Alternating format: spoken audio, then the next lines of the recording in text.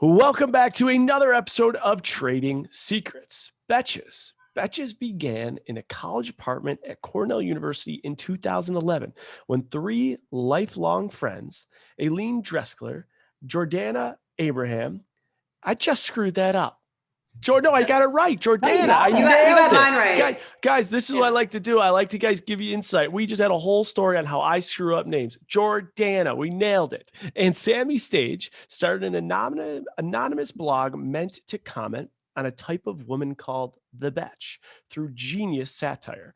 Ever since, Betches Media has evolved far beyond the website in a New York Times best-selling books to an audience of millions on social media, a full slate of podcasts. Betches is a female-founded and led media and entertainment brand that provides a space for all women to get real about life. Funny, honest, and all unfiltered content.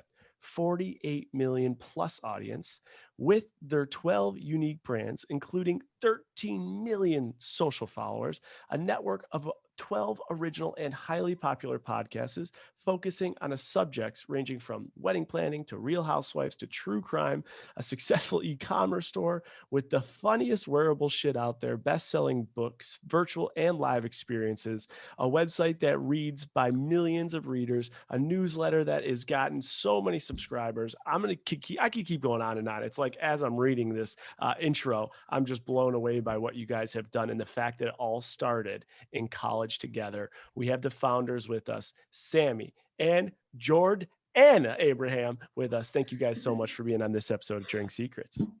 Thank you for having us. I'm so excited to be here. Yeah. For sure. So I got to rewire and start from where this started. I mean, Cornell University, obviously you guys are pretty smart just to get into Cornell. But tell me a little bit about what your majors were, what your professional outlook was, and how this idea of Betches came about. Yeah. So, I mean, in college, I majored in something called industrial and labor relations, which is kind of like learning about labor unions. Like that is essentially what you're learning about. But no, there's a little more to it. But, you know, I thought I was going to be a lawyer for a time. But then when I had to go to LSAT class, I was like, I can barely make it through this class. That I don't know how I'm going to become a lawyer. So then I started to re-examine. I was like, I realized, oh, actually, I just want to be a lawyer because of Elle Woods and Runaway Jury. And actually, being a lawyer means a lot of really boring reading. So, yeah, I mean, going into like senior year of college, I didn't really know like what I was going to do yet. And then, Jordana can speak to, herself, but we ultimately ended up pursuing Betches, and it was really a combination of luck, timing, work, and just generally the overall situation. So Jordana, I'll let you take your personal end of that. Yeah, I mean, similarly, wasn't really tied to anything in college in terms of like what I wanted to do. I had like a very varying internships from like PR to I worked for Senator Gillibrand. I remember one summer, just like no real focus. It's kind of like applying for any job that would take me. And then Betches really just came around us, just kind of like wanting to make fun of these sort of absurdities of the world around us. Like we were living, we were in college, living in a very different lifestyle of like partying and sororities and things like that. And we really just wanted to sort of like make sense of the world around us, but in a way that was like funny, what was like critical, but not hatery. And we sort of adapted this like satirical, fun little blog that we did really just like thought it would just be for us. We just thought it'd be like a fun little project. And it wound up going viral. And then now it's 11 years later and turned into a whole company. Yeah. And so when did you make your first dollar, like your first monetization moment off of this like fun idea to just have some like goofy discussions and blogs based on what you're seeing and living in college? Well, we got, when we were in college, when the blog was picking up, we had an agent that approached us from one of the agencies, and she was like, this could be a good book. And so like we, as college seniors, like started speaking to someone. And then that summer after we graduated, started writing the proposal for what would be this book. And then somehow we were like, oh my God, Simon and Schuster wants to give us money to write a book. Like, we must know everything. And so, but you said the word, But it was what surprised, yeah. what surprised, no, go ahead. you go, I'll edit it. But it was also like nowhere near enough to pay like one person's rent, let alone three. So it was also, I mean, it took us a long time before we, were monetizing at, a really. Yeah, but he asked about the first dollar. Yeah. So the first was that buck. our So first dollar, or do we also like put like ads on the site at one point, and we're making like, a few $100. I think the advance was our first dollar, which was not that big, but was exciting for us. So the advance of the first book is like the first, like, let's say, bigger dollar over than a couple $100. At what point did you guys graduate at this point? Are you still working? Are you like considering maybe getting a full-time job before you get your advance? Yeah, so we had graduated. We graduated before we got the advance, and then we had started meeting with publishers and agents, and we had to write a proposal. Jordana and I both worked, I worked fairly briefly for a few weeks. I was trying to be a headhunter. Really was not good at that whatsoever. So I quit after about 6 weeks, but I was living at home, so it was I was really just trying to earn money at that point. But I went back to doing Betches full time. Got it. But one of the cool things, and that's where I'm going with this, is that you guys literally, you graduated, you need full-time jobs. You still haven't really monetized it at this point, trying to figure it out, try to be a headhunter, completely break that. And you go back to Betches and you get your first advance. I've talked a ton about my book, the pennies behind what I've made, what my advance was, and all the ins and outs. Your first advance, like, is this like, can I take a stab and can you tell me if I'm close for the advance? 50,000? I would, for our first book. What? Yeah. Do you want to? Yeah. Sorry. Yeah. That's you're close. You're very close. Very close. Yes. All right. So what is curious to me though, is you even said the word agent. And so I think people listening to this is they're like thinking, maybe I would start something, I could start a blog. One of the hardest things to do, especially in this world, 2022, is to get an agent's attention. What was it that an agent reached out to these girls that just start this Betches blog? Like, what was it that even got the agent's attention?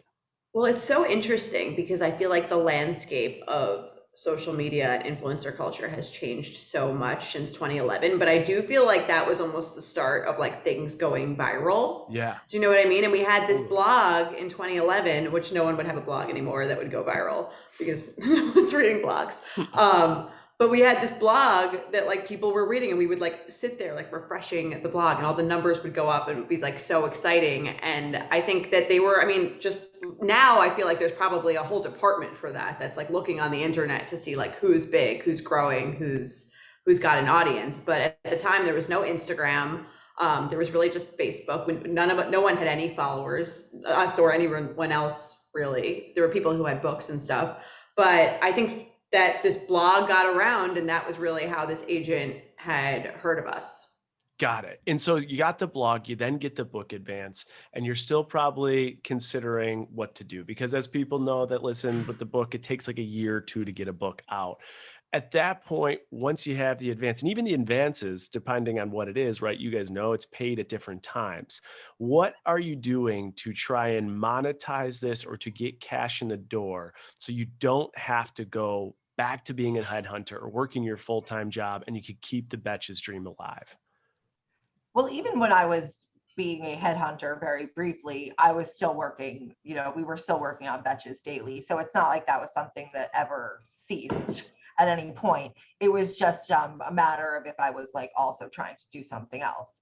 But, throughout that time, we were writing every day. We were, posting every day. We had started our first iteration. We had started our first iteration of our e-com arm, which was called Shop BSCB, which we redid later on, and is now Shop Betches.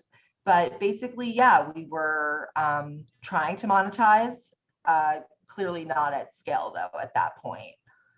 Gotcha. Interesting. It's so fascinating to me that the idea of college comes to instantly Simon Schuster, huge publisher. You get it up, you get it running, and then this becomes an absolute monster 10 years later. When you look back at where you guys are today versus where you were then, 48 plus million following, and this is the community you guys built.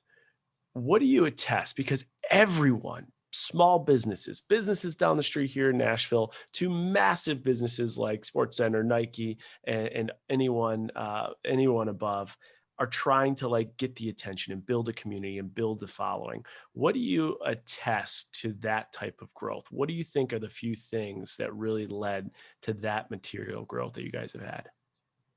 We started this, like we said, like not necessarily even as a business, just as a way to comment on the world. And I think that that's obviously we've grown a lot and we have a lot of different branches and we do a lot of things differently than we did when we first started. But that's always something that we've prided ourselves on, really remaining consistent, that we speak to women the way that they speak to each other. And when we were 21, we were speaking to those women as 21-year-olds, like in a voice that felt really authentic, that didn't feel like it was like cheesy or watered down, that felt like we would speak to our friends. And that's something that we still bring to every audience that we start, every vertical we start, whether it's Betches Brides or Betches Moms or, Not Another True Crime Podcast, or there's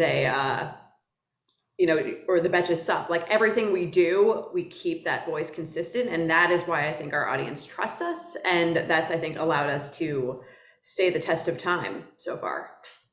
That is pretty cool. Of all those areas, though, you've built the community. What are those areas like within social media, the blog, the podcast? Have you had the like quickest acceleration in growth? I would say probably earliest in Instagram was probably a very quick time. And then, I mean, in terms of our podcast, they have been massively successful. I think we were one of the earlier companies, I think, to get into podcasts, especially in women's media. So those, I mean, to this day are still our biggest platforms. That's really cool. Now, we have had so many different perspectives about this as it comes to starting up a company. We have had the Mark Randolph, who started off, he founded Netflix. His whole thing was OPM, other people's money. Then I had a guy like Mark Lowry, who owns Minnesota Timberwolves with A-Rod, and he's a billionaire. And he is like, no, every penny of mine is going into these businesses, because if they go into these businesses, I have no other option but to drive them and find success. For you guys, as you're continuing to build, like think about the early days, 2011, 12, 13, 14, 15. At any point, did you have to get investment from other people or pour in your own money to the company? And what's overall, from like a business perspective, your philosophy on that with Betches? Yeah, I mean, we started as soon as we decided to make this into a company, like literally opening a bank account, we each put in $1,500. Again, we're 21, 22 at the time. And we were very like proud of ourselves to say that we are still fully like, we still own the entirety of our business, the three of us. And that's something that I think has helped really like maintain that consistent voice that I mentioned earlier, just allowed us to be really authentic and allow us to really like make those decisions at the top and not have to cut through any red tape, and really like bring our audience what we just know inherently they will enjoy and love, and whether that's podcasts again or like social media, newsletter, anything. And I think that's been a big part of our success, the fact that we haven't taken outside investment. That's really cool. Yeah. So that you're aligned with the billionaire Mark Lowry. That's a good person to be aligned with. I love it. What about, we have a lot of listeners that will put in questions as it relates to maybe starting a side hustle. But one of the big things they think about is, I have this idea with my friend, and they've heard so many controversial issues about getting into business with your friends. You and your good friends, you guys run a monster business. What type of advice would you have for someone that's maybe thinking of starting a company with their friends or getting into business with their friends, for the good or for the bad? I mean, honestly, like personally, I could not be more grateful to be in this position to run a business with my best friends for 11 years. Like, it really is kind of mind-blowing. At this, in terms of the advice I would give other people about that, I would say it really depends on your friendship and the friend. And do you, your level of trust with them, your willingness to jeopardize this friendship. I think the three of us, when we got into it, I don't think we had the full perspective of how long this would be, what it actually meant to be, on this road together. And, I think it's obviously very different if you're starting when you're, 21 versus if you're 40. And also it depends on where you are in your life financially. We also were incredibly lucky to, be able to live at home even, and to, in that sense. So how much risk you're willing to put into your life, into your friendship, who that person is, and who you are as well. And I would say, just to add to that, it's like we always say this, it's kind of like we're married to each other. Like, we've been with each other in this business longer than any of us have been married, way longer actually. And it is like, you know what I mean? Like, sometimes you guys are on the same page and you're like really excited to be doing what you're doing. And sometimes you are, the other person's driving you crazy. And thankfully, at this point in our business, we've definitely figured out each other's like quirks and the way that we all operate and what we're best at, and how to specialize in that way. But I think a lot of people assume that'll be obvious, and that was probably one of the biggest challenges of running a business with your friends, is like, figuring out how to do it just in the same way as you would a marriage. Yeah, so well said. Like, you guys are married to each other, and you're married to each other through the business. I'm sure contractually, and there's ups, there's downs, there's lefts, there's rights. You figure out what's good, what's not, and how it works, and how you continue to drive forward, which is pretty cool. How do you separate your functions at the company? Like, what do you have different titles, roles, manage different people? How does that work? And how'd you determine who should be in what position? Yeah, so I am the Chief Creative Officer. I basically oversee all the content. Aleen is the CEO, so she oversees marketing, branding, operations. And Jordana, I'll let you introduce yourself. Sure. I'm the Chief Innovation Officer, so I oversee at the moment sales and partnerships, in addition to sort of innovative projects that we want to get into, such as Faux Pas, which is our canned cocktail that just launched a few weeks ago. Which is that is awesome. Have you guys been in the cocktail space before, or is this a first? Not as a founder. I would say we've been there. Obviously, we worked with a lot of alcohol companies and like sales and partnerships and advertising, but we've never created our own project. So we're very, very excited about this. That is awesome. While you're on the topic, where can someone get Faux Pas? Like, if I wanted to try it out right now, where can I order it? So right now it's available in 16 markets. You can order on Drizzly in those markets. You can go to fauxpascocktails.com, right, Jordana? Or yes. Drink Faux Pas. Yes, fauxpascocktails.com. You check out @Drink Faux Pas on Instagram. And there's also, if you want to have it delivered and you live outside of Did she just freeze for you too? Yeah, she froze for me. Yeah. She'll come back. We'll wait, and I'll just make a note. This is the best part of not being live on podcasts, is you don't have to worry. Am I here? Oh, we lost you. We lost you for a sec. You froze. Okay, am I back? Well, we want to make sure we get that, yes. so go right back to it. Okay, where was that? Where did you lose me? So you were talking a little bit about Drizzly, and then so you can order on Drizzly, and then you can, and it just kind of right there. Okay. So you can order on Drizzly in those 16 markets. If you want to find out what those are, you can go to fauxpascocktails.com, or you can follow @Drink Faux Pas on Instagram. And then if you're not in one of those 16 markets, there's actually this is going to sound very random, but there's a liquor store out of Fort Lauderdale called Primo Liquor that will deliver to 40 states. So if you want to go onto their website, it's called Primo Liquors. It's in Fort Lauderdale, and they will deliver to 40 states, and they'll ship it to you. And it's a delivery fee of $10 flat. So yeah. And we are working on getting into even more states and expanding as we go. So hopefully it will be everywhere soon. That is pretty. And so part of your job then, Jordana, is coming up with these types of innovations and these products that you guys have full ownership and getting those out to market. And was there, when you try and get that information, are you getting that directly from, like, are you getting it from consultants, the market? Are you just pulling your viewers? Like, what gave you guys the insight and information to say, we have what it takes to put a cocktail out there, a cocktail like Faux Pas out there, cocktail can faux pas like that? Like what was it that drove that decision? So we've surveyed our audience over the years, and the studies that we've done have shown 97% of our audience are alcohol drinkers, and then Wow. the two, I mean, yeah, which is a crazy amount, Yeah. and then the two highest like most consumed types of alcohol are vodka and tequila. So that's what led us to pick the flavors and the SKUs, which are 2 tequila based and 2 vodka based drinks. So this is definitely done. Again, it's done. Our initial hunch, which is kind of always how we've done things, just based on because we always say we are our audience. We speak to our audience the way we speak to ourselves. We don't feel like they're that far off, but for this kind of thing, we did do an actual survey and study to confirm that. But so far, the reaction has been really, really great. And I think that, again, these are drinks made by Betches for Betches. And I think that there's definitely, you can see that in the can. You can see that in the way it's designed. You can see that in the way, in the taste. It's like a premium product, but it doesn't take itself too seriously, which is, again, the real essence of the Betches brand.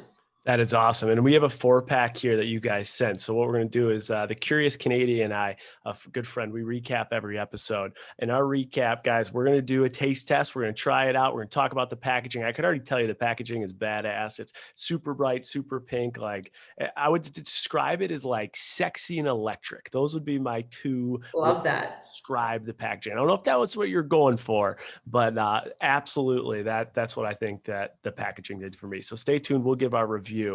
When you think about innovation as you transition, obviously you come out with Faux Pas, and that's a great brand that you guys have come up with.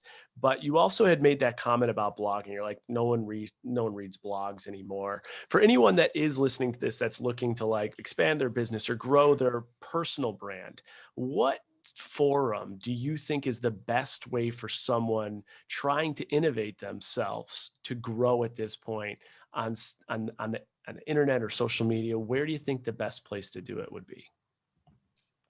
I think it really depends what your skill is. Honestly, there's every area I think that you can think of. You could argue that it is saturated or that there's no real way to stand out, but I don't really believe that that's necessarily true. I think, obviously there are some more outdated modes than others, and some platforms where it's much more difficult to accumulate followers. But for example, someone who's young, they're just starting out their career, are they going to be unable to have a career because the main platforms are mostly saturated? I think it really comes down to sort of looking at what your personal skills are. So are you very good at communicating on Instagram? Are you sort of like a short form visual person that would do better on TikTok? Are you a long form writer? Maybe you want to start a Substack. And I think that kind of, if you're very good, if you're very well spoken, a podcast. So I think it really depends what your skills are and who you're looking to serve. And obviously with other considerations, what does it cost to do these things? And yeah, I don't think it's really necessarily a one size fits all answer. Got it. And we have had some guests also have this debate. We talked a little about other people's money versus putting your own money in and running that way. We've had another debate with different guests and influencers and agents and all the above about the debate of what is easier to monetize, TikTok or Instagram. And you guys having a big following on both, I'm curious what your opinion is. I think Sami said, it really depends what the sponsor is really looking for. It's interesting because we're just talking about Faux Pas, and TikTok isn't really an avenue where you're going to be advertising alcohol, for example, because a huge percent of that demographic is under 21. And so legally, that's you know what I mean? So if you look at it on just that end, like that, that will skew people more towards Instagram. But then it's also, again, like, does the product in question lend itself more to a TikTok video, or is it something that's that would do better on Instagram, or is it something that needs a lot of brand education that would be better as a podcast read, where you can really explain what's going on in a way that you can't really do on a 15-second Instagram slide or even a TikTok. Yeah, that makes perfect sense. I didn't even think about, obviously, the age demographic and thinking about how you're positioning products accordingly to the demographic. Knowing that you guys have generated a lot of revenue from, obviously, advertising sales and now ownership of your own product like Faux Pas, what are some, and for anyone listening that's either an influencer in business thinking about either creating their own brand like you guys have done, Faux Pas, or taking ad revenue from other sources and agencies and things like that, how would you guys break down kind of the good, the bad, the ugly with each of those? Taking ad revenue from others versus like actually owning your product, bringing it to market, having 100% equity. Again, I think this is I hate to be, that we keep saying sort of like, it depends, but I mean, it does. I mean, if you are someone who has money to invest at whatever stage of your life that you're in, putting, your money into a product, it's really costly to, have a product-based company, because not only do you need to typically buy inventory, but you are probably maintaining an e-com site. You probably are using money for marketing if you're not doing it completely organically on social media or through word of mouth. But you probably do require a marketing budget. And then, I think the advantage for a company that, earns most of its dollars from advertisers is that if you're a good content creator, you can basically make that for free, and your margin is whatever time it took you to make that content. Yeah. Especially at a lower level until you start scaling more. But owning your own, if you have a really successful product and you have the money to invest in owning the full profit of that, then, that's obviously a great business, especially if you know your audience and you know that you're selling something unique and you know that you really developed it with them in mind. Yeah, it is such a good point too. When you talk about some of the margins in this business, and even like podcasts, you guys have a bunch of them. You have a microphone, an idea, you invest in some technology, and if you can monetize it through different ad revenue streams, the cost is so low, and that goes through content creation too. It's something that's like so important. Well, I think that's why you see so many creators starting on social media. They usually do start with brand partnerships, and then you'll frequently see them launching merch, or maybe they are able to come out with their own product or an app or something that is sellable, or even just subscription content. So I think that's why you see that a lot, is that first people want to find an audience, monetize it, and then knowing that they can monetize it, invest in something that they are, taking the time to develop. Absolutely. It's one thing we've talked a lot about with TikTok too, is just the revenue, like with the creators. I was reading this morning that TikTok is now offering, because the big thing is like with Betches, with all this, it is an app, right? Instagram, TikTok, it's just an app if you think about it. And the assets are you guys. It's Betches. It's the people putting content out. Without those content producers, you don't have an app. And so one of the issues we're thinking about with TikTok is how they grow. If they're not going to be able to put money in the pockets of the creators, you're going to have a Vine issue where TikTok inevitably will go away because people aren't going to put the time and effort to do it. And I guess just today it was announced on TechCrunch, they're offering this revenue share, a new revenue share with creators that it's called TikTok Pulse. It's a new contextual advertising solution that ensures brand ads are placed next to the top 4% of all videos on TikTok, one of the solutions to get more revenue generation to creators. So it's a game that's changing at such a drastic speed. It's so fascinating. And I am sure with over your 11 plus years now doing this, you must have seen such drastic changes in consumer demand, causing you guys to shift on the drop of a dime, I would assume. Yeah, I mean, honestly, I think that is sort of one of the benefits that we didn't even realize at the time of bootstrapping the business, is that we could pivot quickly, because we were always operating fairly leanly, and it, never above the level that we were capable of managing. It made it, I think that was sort of an advantage, especially compared to, how we saw so many media companies go all in on certain things. And because we've always sort of walked this line between creator, brand, and company, I think that it has really allowed us to just pivot really, as we see things changing. Amazing. One of the things I want to ask you with the podcast piece of Betches, you guys have all different industries kind of and topics you cover. What have you seen? And we think about it when we have this podcast, and anyone that's in any form of marketing their business or themselves are thinking about, like, how do you create a bigger splash? Is it relevancy? Is it a topic that people are talking about this second? Is it a certain industry like true crime? Of the podcast, what have you seen either from a focus or a niche that has like been the most successful?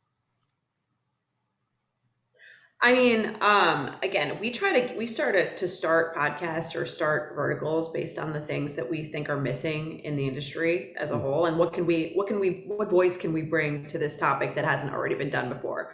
And I mean, that's important now more than ever. Like we said, like the content space is so saturated. Everyone is a content creator. Yeah. So before we start anything, we always think like, what new angle can we bring to this? What like signature Betches voice is needed in this area? And then, I mean, dating has always been a huge thing in our audience. Even, from 2011, we used to answer, we call them Dear Betch advice columns, where we would answer listener emails. And I would say like 80% of them were probably about dating or relationships or something like that. So that was how we launched You Up, which is a podcast that I co-host. But then like there's so many other topics that our listeners are interested in. We have, Diet Starts Tomorrow, which is like an wellness kind of platform. We have The Sup, which is breaking down news in a way that's funny and, digestible. And like, again, we try to bring that voice to everything we do. And we like to say we take you through like the Betches life cycle. So maybe you start on You Up when you're dating, and then you're getting married, you go to Betches Brides, and then you start having kids, you're going to Betches Moms, and then really any other interest you have along the way, like Bravo, The Bachelor, I'm sure you're familiar with. Oh yeah, absolutely. Yeah, I mean, you guys cover it A to Z. And two, I think the one thing too, I want to give you guys credit for is the speed at which you move quickly, right? So people are always talking about The Bachelor, and they're talking about who's going to win. And so you guys implement the Bachelor, I forgot the name of it, but the Bachelor fantasy pool that over 13,000 people are then submitting. And then you're getting more traction in community. So it moves so quick, it moves so fast, and it's timely. I think there's something to attribute to that. If someone, and most people, especially that listen to this podcast, know about Betches, and they have the opportunity to sit down with either one of you two, and they are trying to land a job at Betches as creators, founders, and leaders of the company, what are things that you want to see from individuals when they're interviewing with you? I mean, I think there's really, kind of two components, and one is sort of, just the general skill kind of, like, do you have the skill that's required for the role you're applying for? A step up from that is sort of a unique take on how your experience will be able to fit seamlessly into the role or into something that they can see is missing at Betches. And that, I think, belies the third thing, which is, do you know the brand? Do you like the brand? It's not like everyone needs to be our, biggest fangirl to work for Betches, but, is there, and obviously it depends, are you a content creator? Are you are you working in a more operational role? So it depends. And, just sort of understanding what what you are applying for is obviously very important. Right. And then, the sort of basic, like, do you,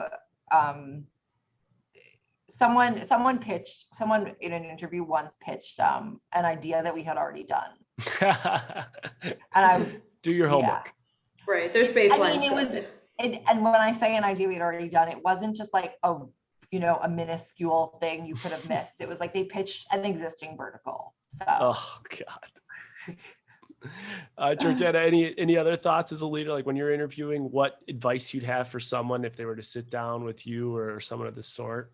Yeah, I mean, I think Sammy sort of touched on this all, like, about just knowing what the company does extremely well. Like even if you're not, again, like a huge fan, at Betches, the voice that we have, and the brand is our product.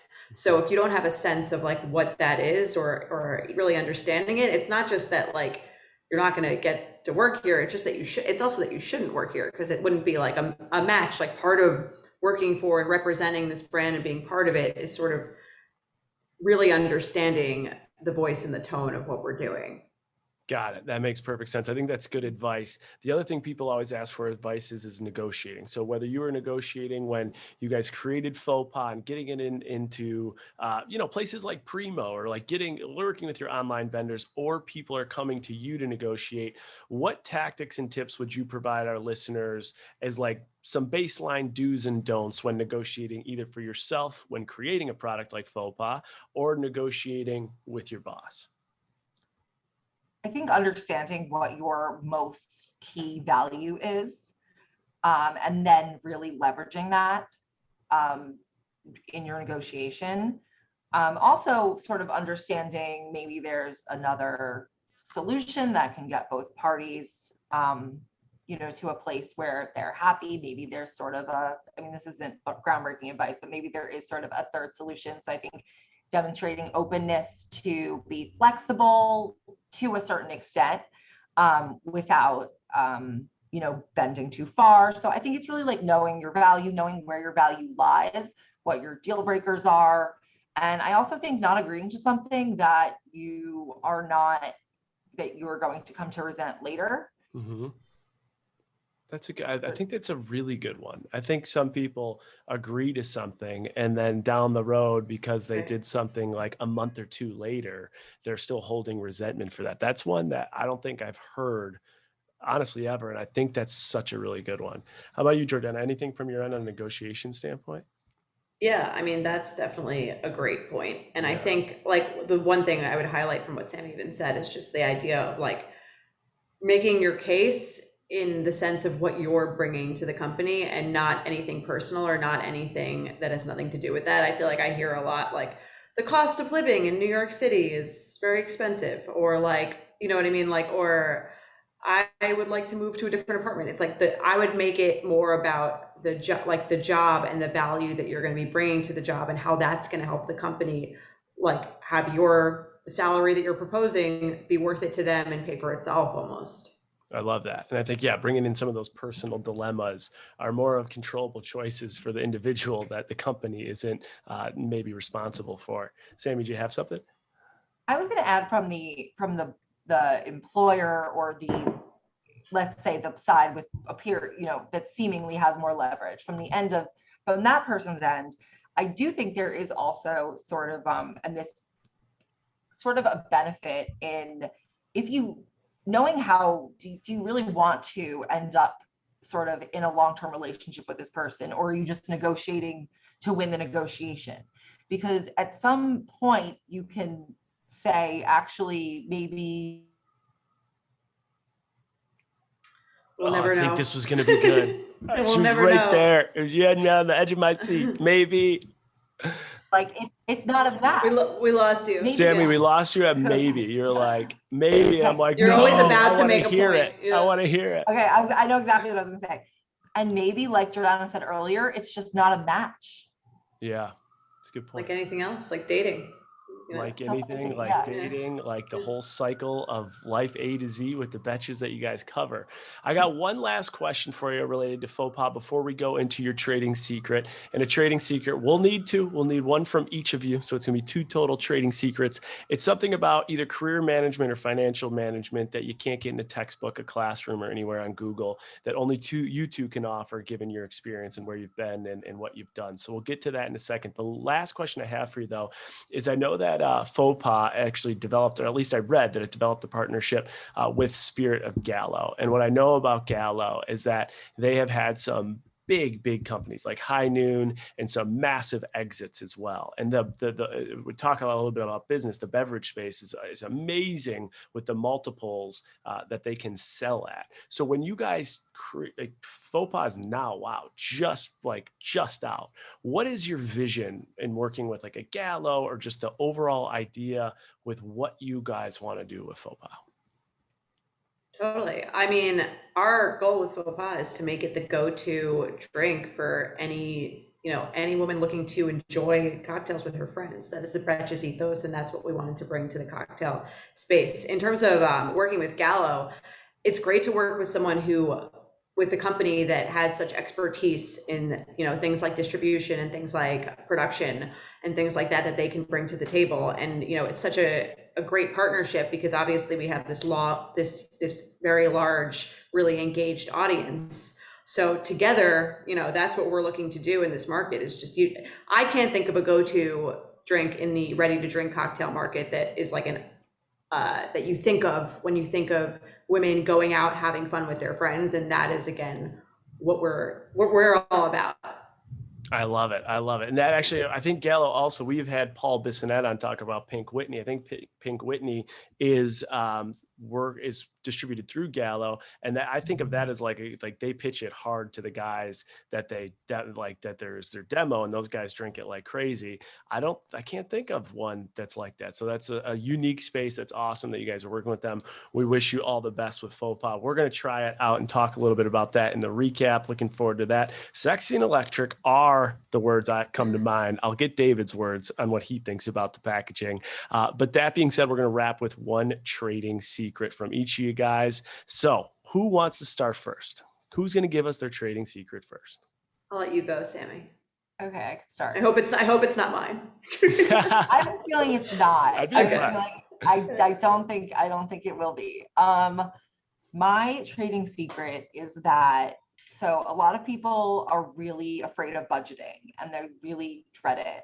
Mm-hmm. And I would encourage people to think of budgeting as a means of freedom for your spending and not a means of restriction for your spending, because the budget is designed to help you feel secure in when you're spending on any given thing in any given category. So that is, obviously, I think this is more for like people who are maybe a little younger, but that has really helped me to, have a more comfortable boundaried relationship around money and spending and saving. I love it. It's a different approach than most people talk about. And it's like glass half full to budgeting.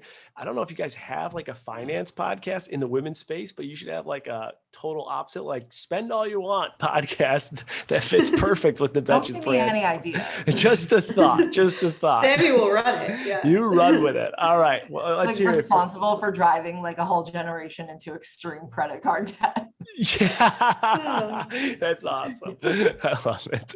All right, Jordana, what do you got?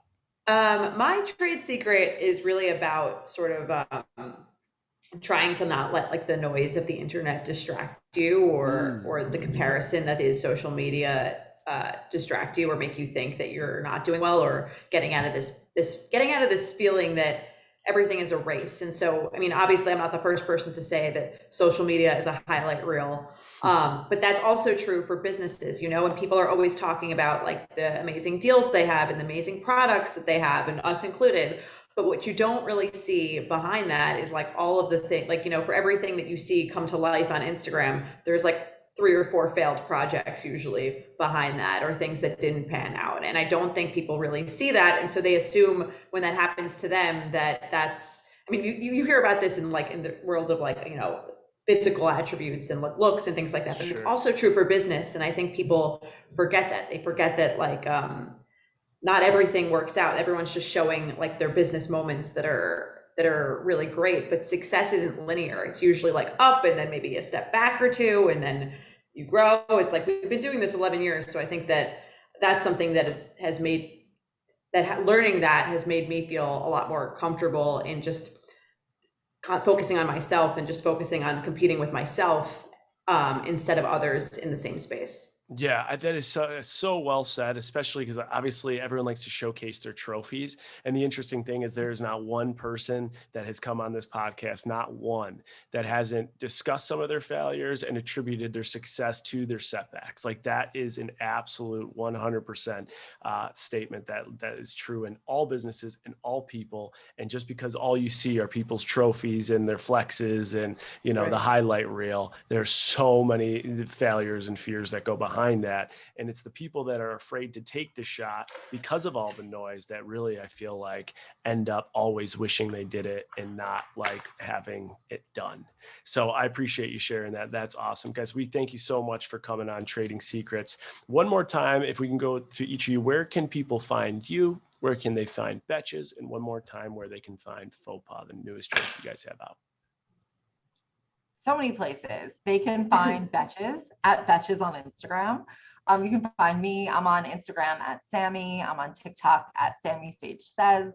I host the Morning Announcement podcast, which comes out every single weekday. It's a 5-minute rundown of the news headlines of the day with jokes and commentary, and I script it and write it every day. So it is a labor of love. And Jordana has a whole bunch of places you can find her too. Sure. You can find me at Jordana Abraham. You can find, I host the You Up podcast and a new podcast that I just launched called Oversharing, both about interpersonal relationships in slightly different ways. So you can find those anywhere you get your podcast. And you can follow, if you want to learn more about Faux Pas, you can follow at Drink Faux Pas on Instagram, on Twitter. And yeah, I hope you guys get out and try them because honestly, like, they're just really good. They speak for themselves once you have a taste. I'm excited to hear what you think. I love it. Thank you guys so much for being on this episode of Trading Secrets. Stay tuned to the recap. We're going to try Faux Pas. And thank you to the founders of Betches for coming on and trading all your secrets. Thanks for having us.